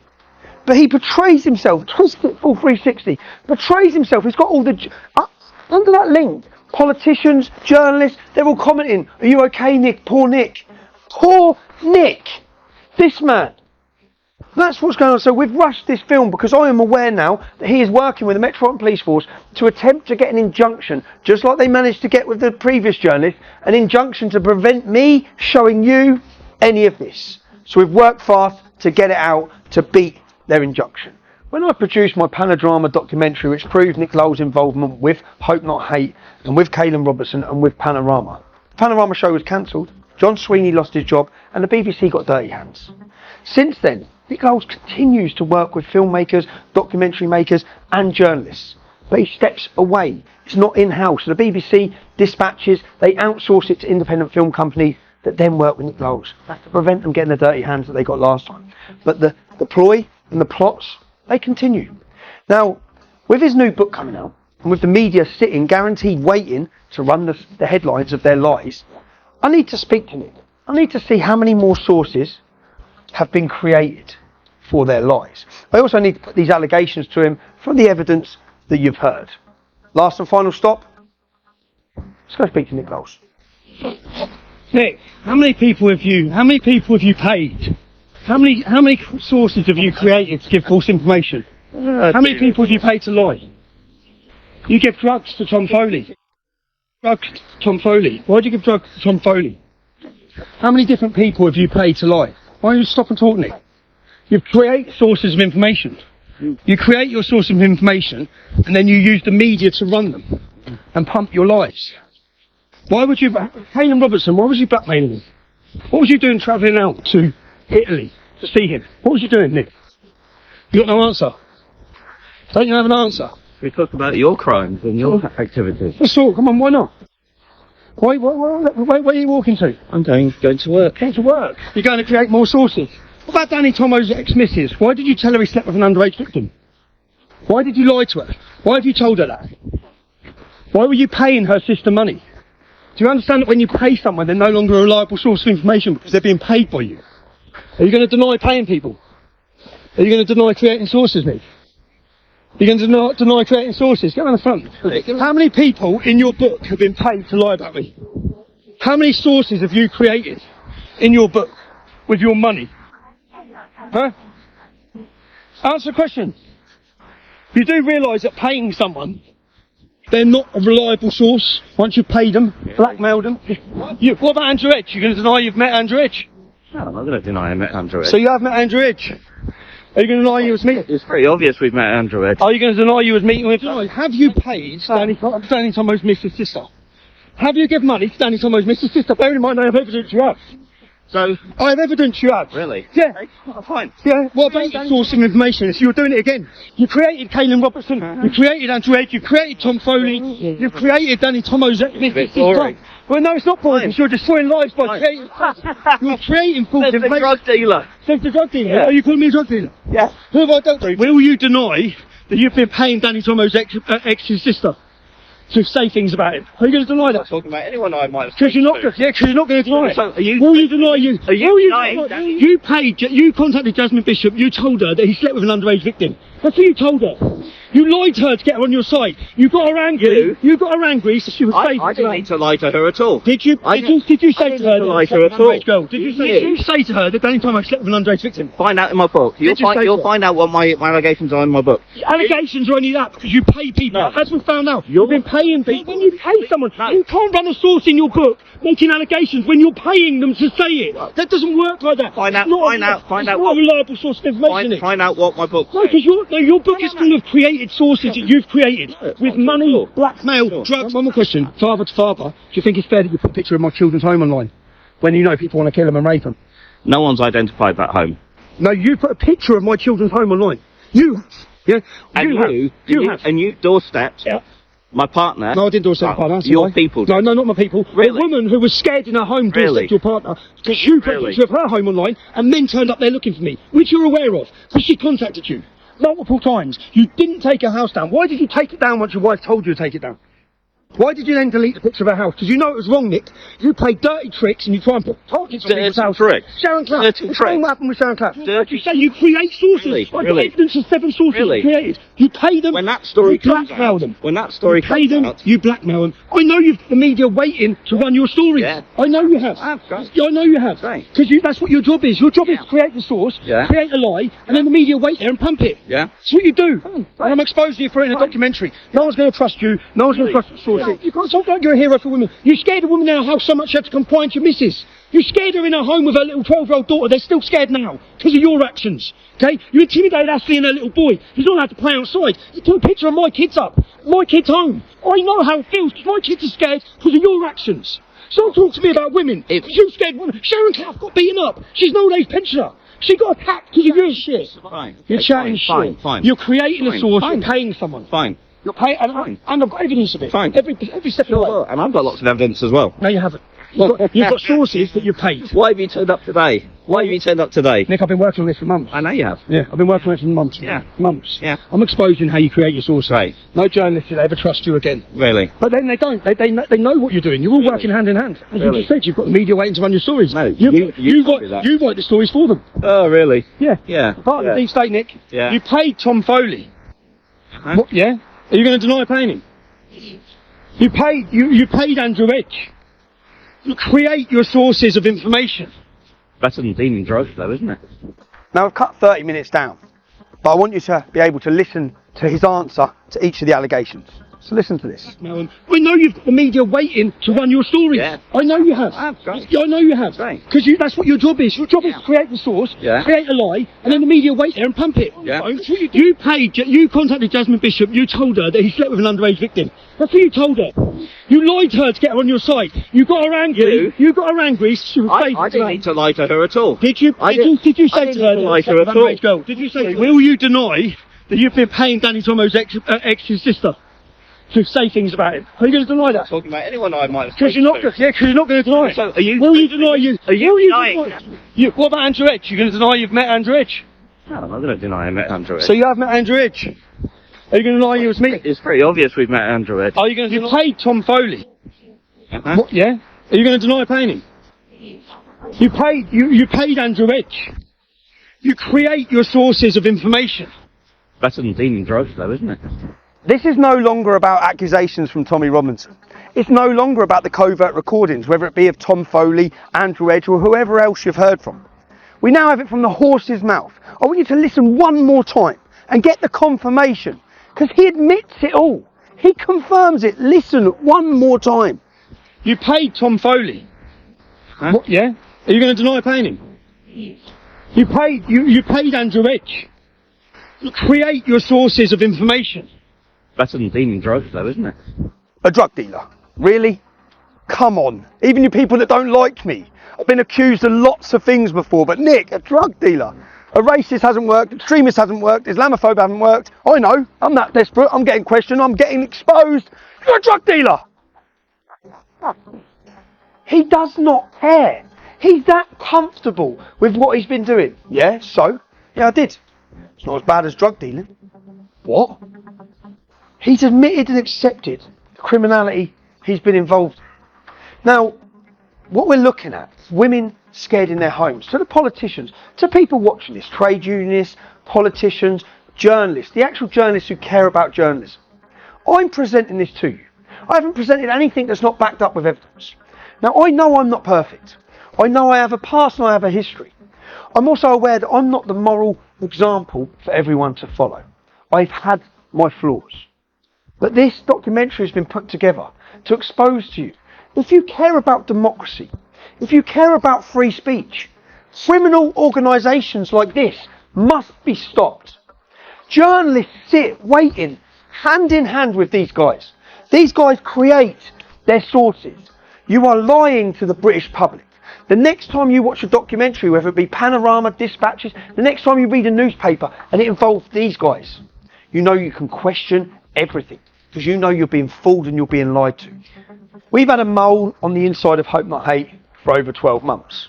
Someone that's worked with them for nearly a decade, feeding us back information about their wrongdoings, about how they conduct their so-called investigation. Yeah, well, they all do that. I mean, they're all quite, like, you know, I mean, I've been with this guy for about 10 years. Yeah. 10 years, Tommy, and, you know, sometimes, like, you know, I mean, regular contact. He's what he's really, what like I say, what he wants to do is, you know, I mean, he wants to get people you like financially, so you can't do anything. Just to prove to you all the legitimacy of our mole, Nick Lowles released his first ever image, front cover, of his new book called Tommy, coming soon on the 10th of the 7th, 2022. More than a week before that, here's an image, the front cover of his book, on my phone, on the 30th of the 6th, 2022, which I received from his mole, Rob. He didn't, and then after spoken to Faye, not Faye yesterday, that's when he sent me that picture, and he said to me, don't put it out. And then he said he's going to drop it over the weekend, and then he turned around and because he thought, you know, basically, it's a deadline and we've got to get it in there. So he hasn't even got to. What's the story of the book? What is his story? Oh, well, it goes through, it's just about you, how you started. So it goes all the way back to the UBL days, who was involved, and then what's been going on since then. But he can write what he wants. I mean, all he's got to do is back it up with people.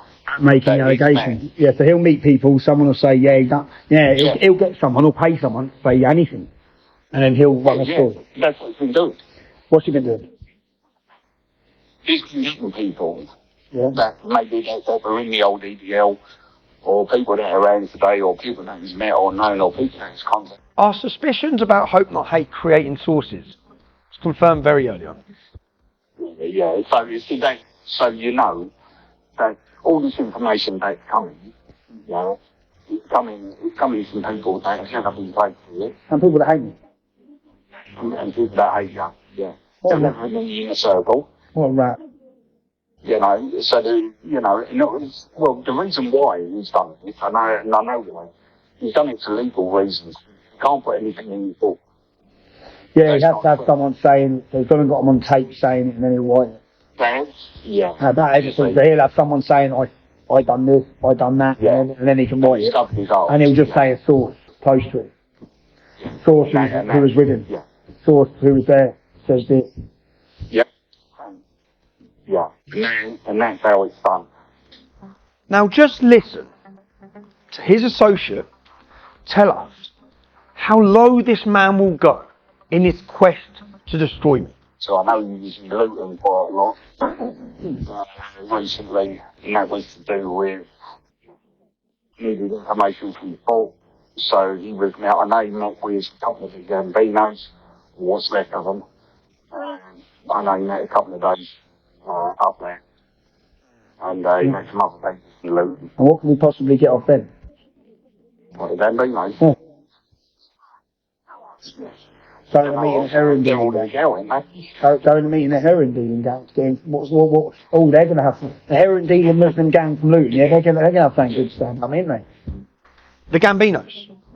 Let me show you who the Gambinos are. This is the National Newspaper's article from 2009. Asian terror gangs target UK with killer heroin. Let me just read some extracts from this. One of the Asian gangs is the so-called Gambino clan, 100-strong mob named after the notorious US crime family. The Gambinos are the Pakistani Muslim gang that control most of the drug trade in Luton, and they've all got good connections to Al-Qaeda.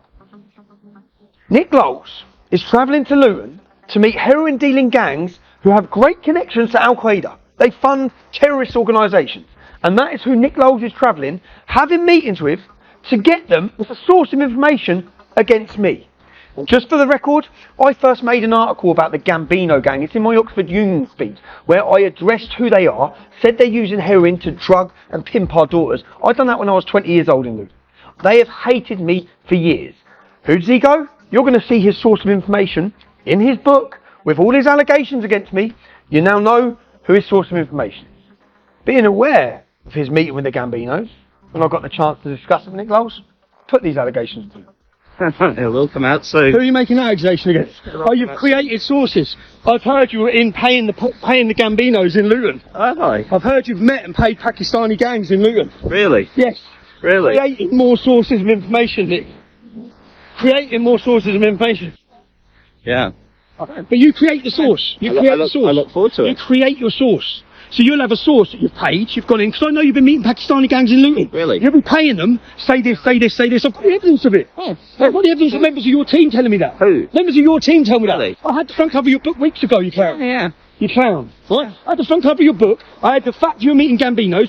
Yeah. The screenshots and messages of it. Gambinos are a heroin dealing gang in Luton. And you know all about them. And you've gone and approached them. And you've gone and paid them. And you know. I grew up in Luton. Challenged them for years. Yeah. Well, 2004 leaflet names them. Yeah. It names them as heroin dealers. Yeah. And you've gone and met them and paid them to say things about me. So, You're a scumbag. have you ever sold cocaine? No, I haven't. No. Really? No. Okay. I haven't.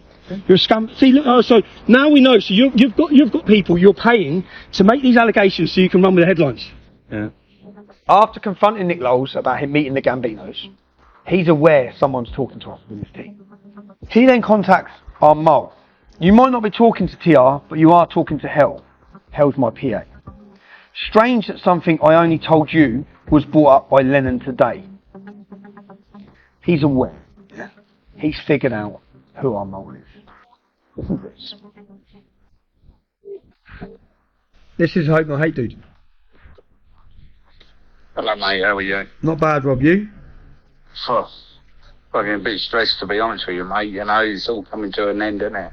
It's all coming to a head now, isn't it? So, eventually he's gonna know, you know, what I've been up to, so... As we've seen, in order to destroy me and target me, our mole makes it very clear what Nick Lowell's ambition is. What he's hoping to do is to get your messages call. Yeah. That's really what he wants to do, and put her under pressure.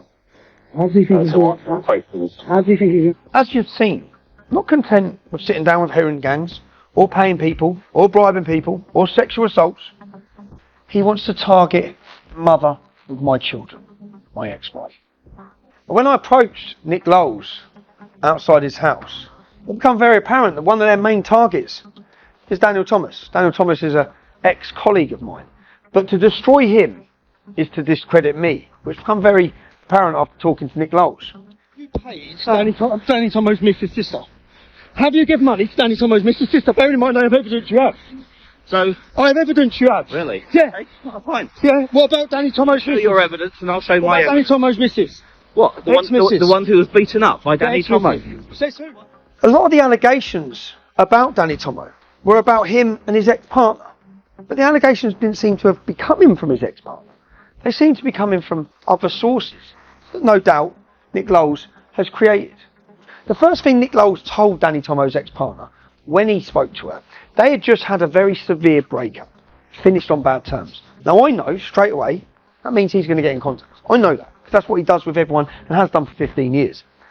But the first thing he tells her is that Danny Tomo has been sleeping with an underage victim of sexual exploitation. A total fabricated lie. The intention? To anger his ex-partner. To get her on side, then out comes the money. We find out that he's been paying her sister, who doesn't have a very good relationship with Danny Tomo either. He's been paying her. So you... Sorry, carry on. Okay, so you're willing to accept, yeah? So you're telling me you got paid by this journalist to talk shit for 20 minutes? How much did he pay you, Kane? How much did he pay you, Kane? How much did he pay you? I don't have to confirm nothing to you. I know how much he paid you. Jazz told me, 300 quid, and she got half. Yeah? Is that right? Is that all? Alright, that's what Jazz got, yeah. When Jasmine was made aware of the allegations being made by Nick, or one of his new created sources, she attempted to call Nick over 25 times. He refused to answer, probably hiding under his bed, awaiting the release of this documentary. Here was her voice recording, which she left for him.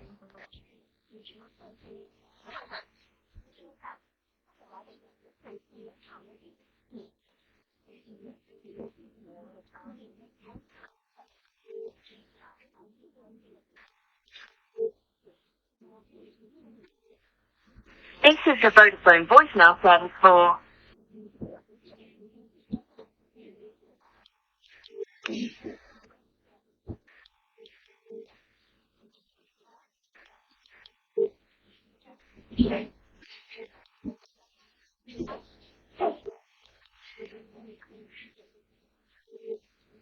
This is the Vodafone.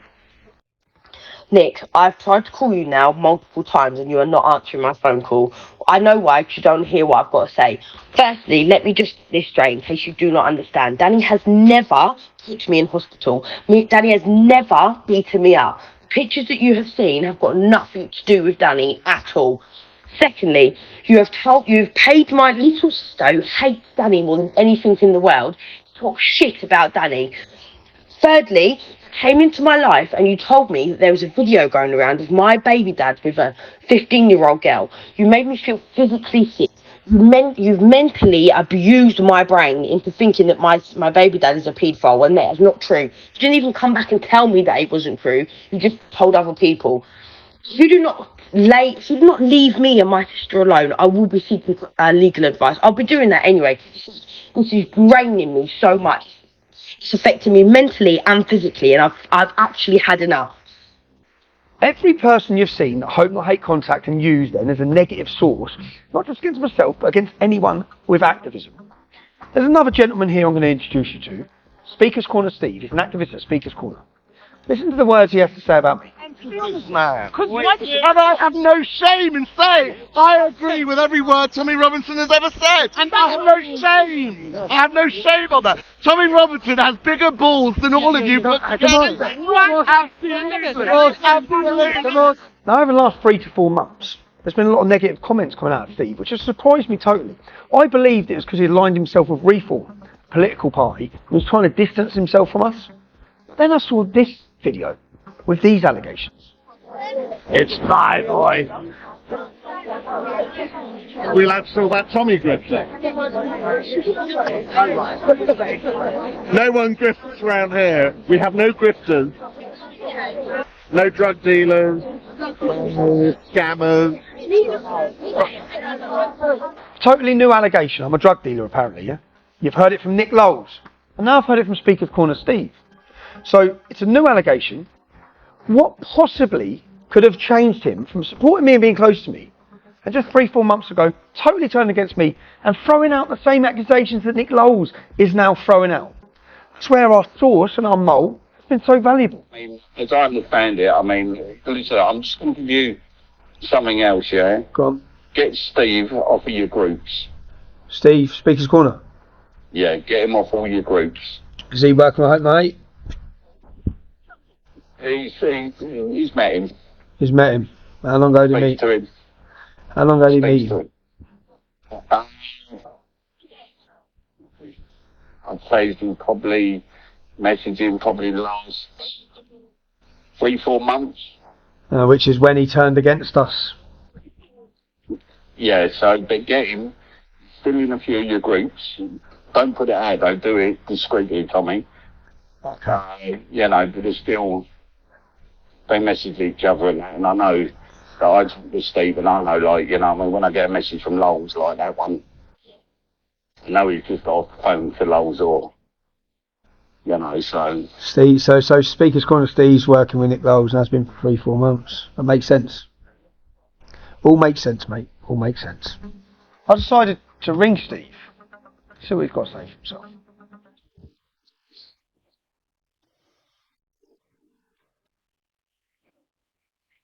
Hello. Hi Steve, it's Tommy Robinson. Hello there. Steve, I have evidence that you've been in regular contact with Nick Lowles from Hope Not Hate.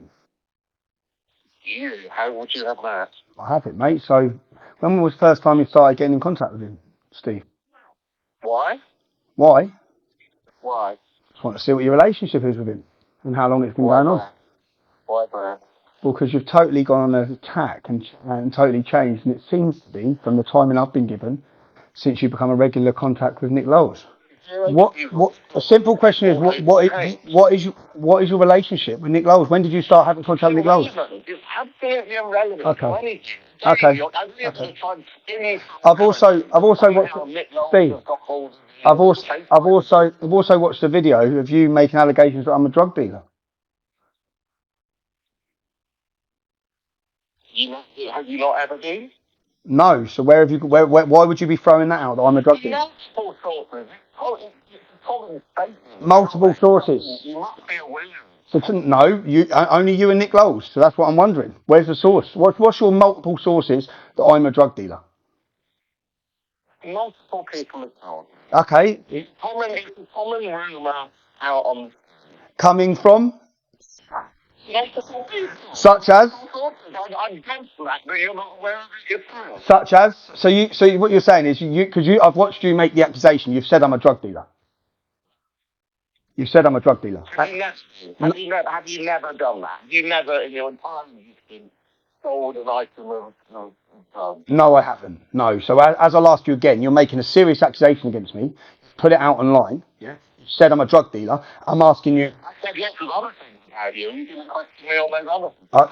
I will, yeah, but we'll start on the drug dealer one because it's the same accusation that's coming from Nick Lowles, and I find out you're in regular contact with Nick Lowles, just on the phone to him. You found out I'd been in regular contact with Nick Lowles. I mean, You're demanding me for source of evidence. What's your source of evidence for that? Someone within Hope Not Hate, Nick. Someone within Hope Not Hate, buddy. Don't worry, I've got it. Anyway, I've got a meeting at 12 o'clock. I can't tell you. I'll maybe call me back later if you want to do. So you don't have a source. I'm a drug dealer. You're just putting it out there. You're just putting it out there. The same thing that Nick Lowes is putting out there, and you're meeting with him. Obviously, I've included the recordings, the covert recordings of me talking with my source over many months within Hope Not Hate and Mole. But the reason I've done that is because he's been outed. They know he's been in cooperation with me. This is the last message Nick Lowes sent to him just yesterday, once Nick Lowes knows he's been outed. And he began crying. Don't you fucking dare tell me to step back and not make it personal. It is fucking personal. And I'm going after Tommy, everyone who stands with him. And then he says he's lost the plot. He sounds like an emotional wreck. So Nick's been outed. He knows what's coming. And these are more threats. Because what does this mean? This means he's going to work with the British state. He's going to work with the establishment, probably work with the police. They're going to attempt to destroy us even further than they already have. With their lies, manipulation, their criminal behaviour. Now let's just look again and ask ourselves a question. There's a list of people who have been close to myself, close to other activists at different times, very close, and then full 360 turned, gone on the attack.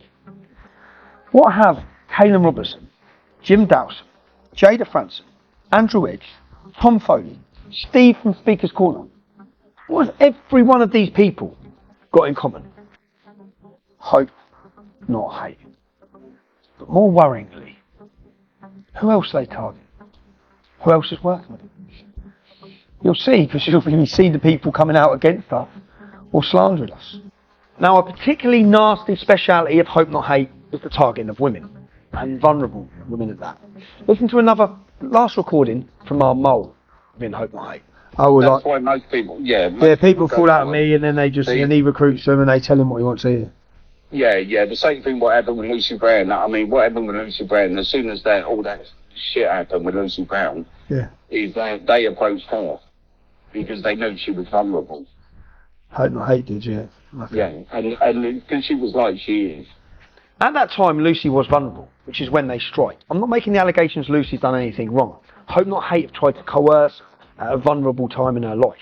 Just as they have Danny Tomo's ex-missus as well. They had a relationship breakdown, a severe breakup, and in step Hope Not Hate. They also targeted Danny Tomo's ex-missus' sister. All three of these women at that time were vulnerable. But let's look at the other women that they've targeted in their home. Whether it be the female whose property they put up with, who lives with her 12-year-old daughter, who was terrified in her home after the targeting. Or it be Sharon Clapp, an old grandmother who was violently beaten and attacked because of their lies. Or Ashley and her children, now scared in their home, having to fortify it. Even the mother of my children, my ex-wife, who they've targeted her property, purposely doing it time and time again. Or even my mother and father, who are old age pensioners who should be able to enjoy peace in their home. Their target every time is to target vulnerable people and families.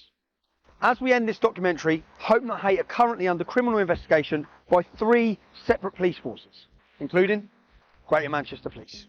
To the publishers of Nick Lowes' book that he's bringing out, to the documentaries that are currently working with him, how many sources do you think he's used in these publications where the media are waiting to run the stories that he's blackmailed, sexually assaulted, given drugs to, paid £20,000? How many of them have been intimidated, paid or coerced? Question everything. So Hope Not Hate. This isn't the end. Our expose will continue.